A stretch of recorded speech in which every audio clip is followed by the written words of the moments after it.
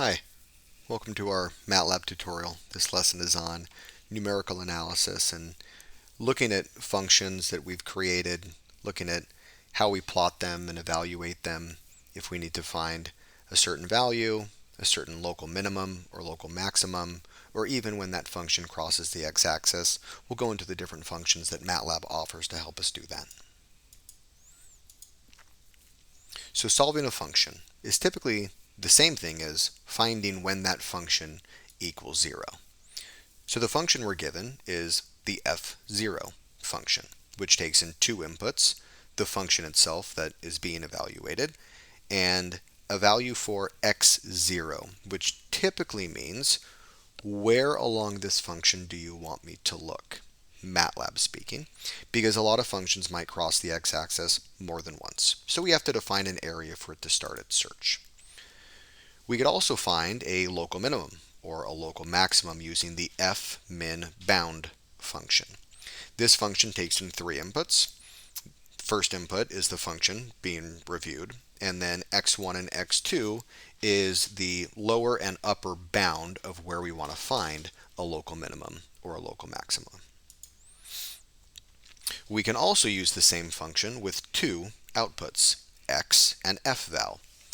Fminbound on its own is going to output x. That's where along the x-axis does the local minimum or maximum take place.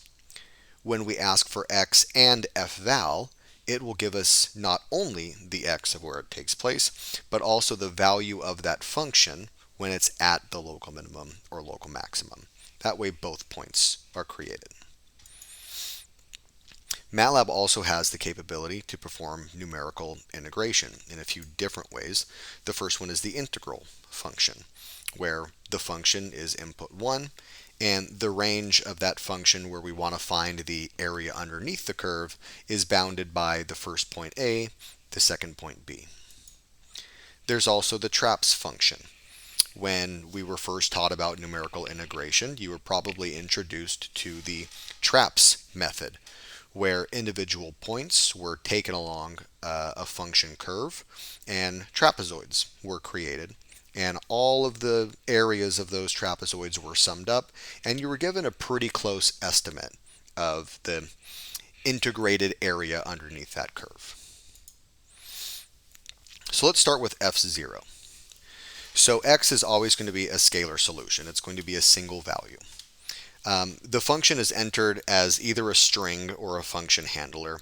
I would not pay much attention to the string. This has to do more with an inline function, and the inline functions are going to be phased out in future versions of Matlab. So using the function handler or a user-defined or anonymous function is the more proper way for us to use the f0.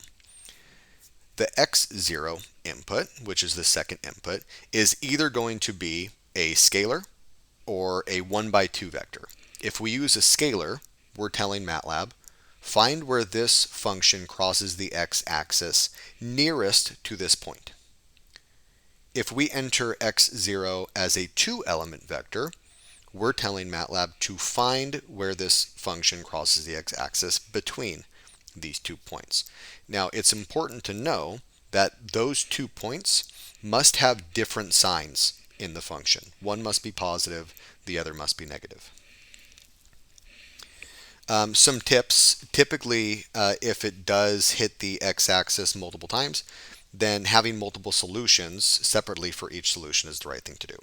So don't feel like all of the x-axis crossings need to be found in a single line of code. It is very common for us to plot the function first, get a rough idea of how many times it's crossing the x-axis and the areas in which it does so, and then having a separate line for each one.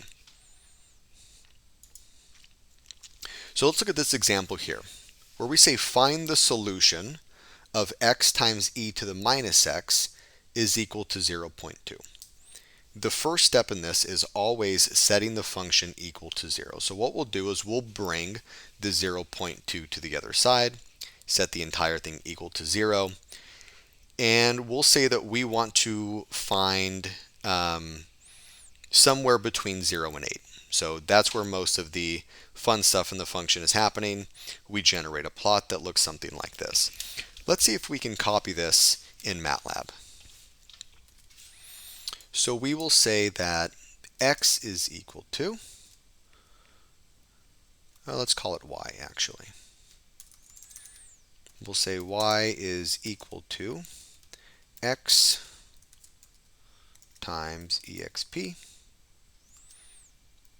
of minus x minus 0.2. Now we have an equation. And better yet, let's treat it as an anonymous function.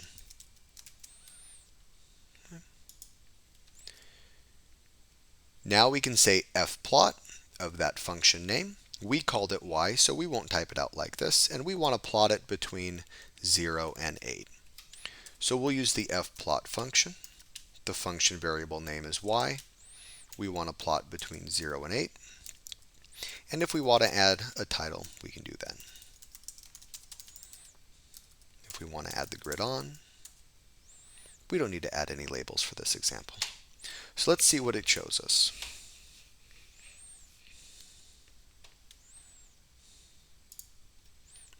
Let's close the prior plot first. And there we go.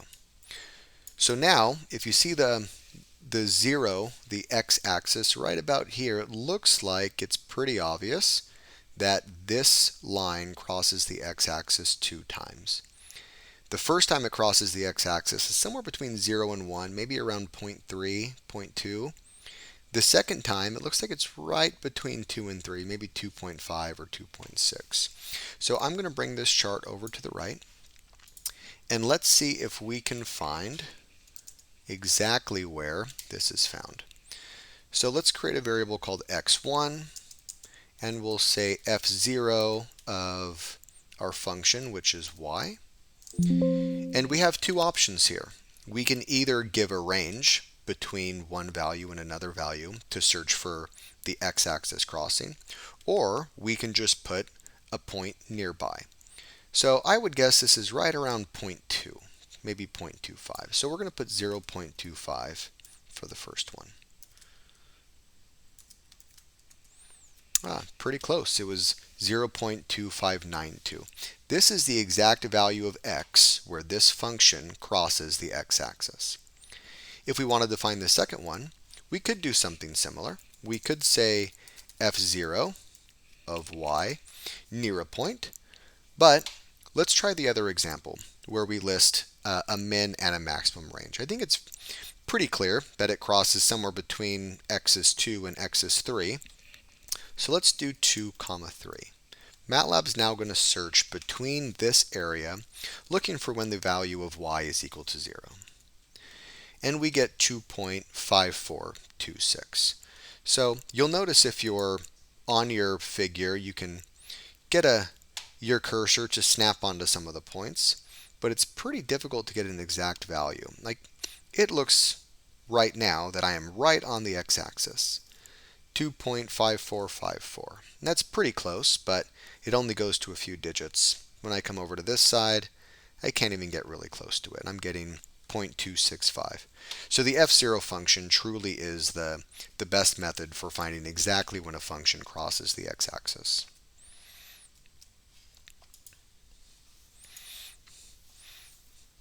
So here's our example. x1 was 0.2592. Finding the second 0 over a range gives 2.5426. Now let's look at the fmin bound function. Now notice the name of this function is fmin bound. And we said at the beginning of this lecture that this function can be used to find both local minimums and local maximums. Now that's true, but there are some tricks to do so because this function inherently wants to find the smallest value of the function. So let's look at the two options. The first option is a single output x with 3 inputs. The second option is a second output, fval, with the same 3 inputs. Those inputs are the function itself, the function handle that we created, the anonymous function. And then x1 and x2 is the range that we want to evaluate either a local min and local max. Now the x is the location along the horizontal axis where that function is at a valley or at an absolute minimum. If you ask for the second output, f_val, it will show you the value of that function that is at its minimum. So you can essentially get both the x and the y coordinate of where that valley is. If you want to find the maximum, we have to create a second function where we take the original function, multiply the entire thing by -1, and what it does on the plot is it mirrors it along the x-axis. Let's look at an example. So the equation we have here is x cubed minus 12x squared plus 40.25x minus 36.5. Let's see if we can copy this onto a Matlab script. We'll clear our workspace, and we'll say that this function is equal to, we have 12 times x squared plus, x cubed minus 12x squared plus 40.25x minus 36.5. Now to turn this into an anonymous function, we'll use the @ symbol with our variable being x. And let's look at the range that we'd like to plot this. We'll use fplot. We want to plot the function that we called fun, and we want to plot between 0 and 8. Let's see what we get when we run this. We'll close our prior figure. Now, this is a good example because this function, when we plot it, very clearly has a peak right around between maybe 2 and 3, and it very clearly has a valley somewhere between 5 and 6. Now the fmin bound function is only going to give us the minimum value between a range. So what we could do is we can say xmin is equal to fmin bound of our function fun, and it looks like it's between 5 and 6. That function there, this command, is going to provide us with the exact value of x where this minimum is. But it would also be nice to know what the y value of that function minimum is. So instead of asking for simply a single output, we can ask Matlab for both.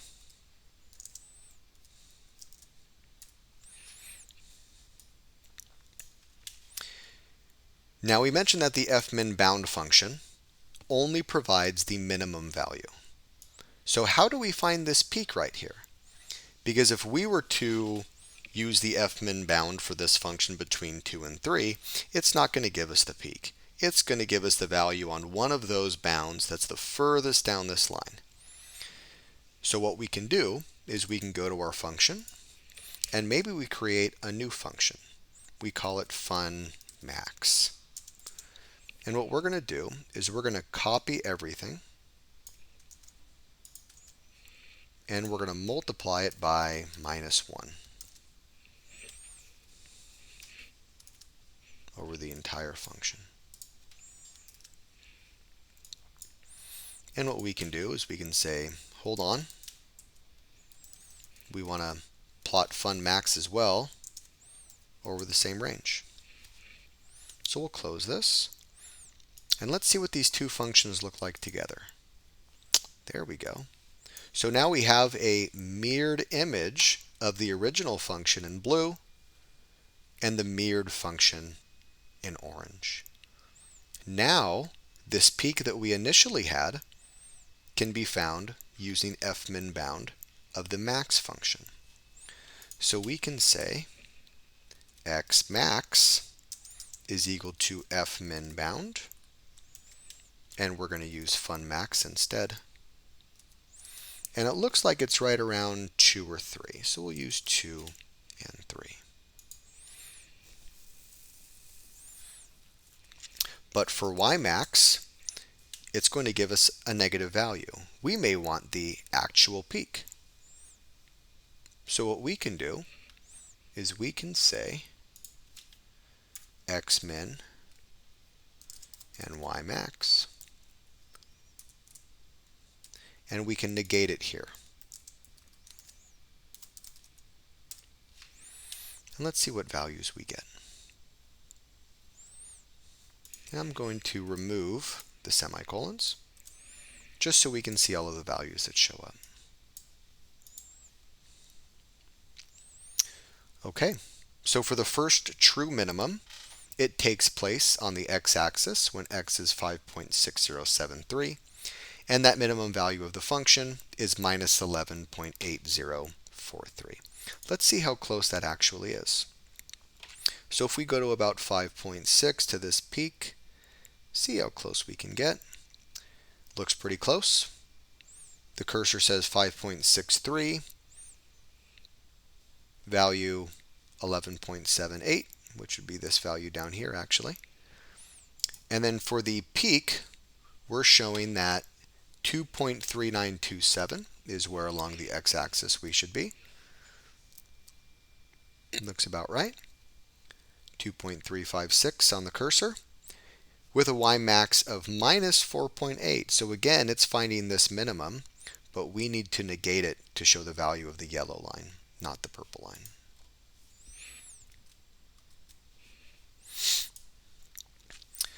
So as a recap, we have the original function, which we know has local maximums and local minimums. So what we can do is we can create a secondary function where we take the entire original function, multiply by minus 1. It's always important to use fplot first. It's a really good idea to understand what does this function look like. If we start randomly guessing a range for fmin bound, we might not truly be finding a local minimum or local maximum. So for the first one, we know that this local minimum was between 3 and 8. In this example, I think when we were on Matlab, we used 5 and 6, maybe a little bit more narrow. But it very clearly showed that the x location for that valley is at 5.6073, and the value of the function itself is right around minus 11.8.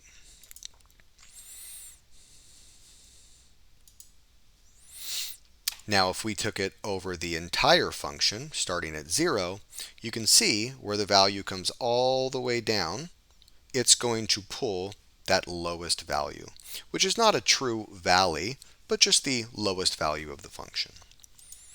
And if we wanted to repeat it to find the local maximum, then our first input to fmin bound would be the max function, and we know it's somewhere between x is 1 and x is 4. Gives you a value of 2.3927. And then we can plug that value back into the original function and find what that peak value would be.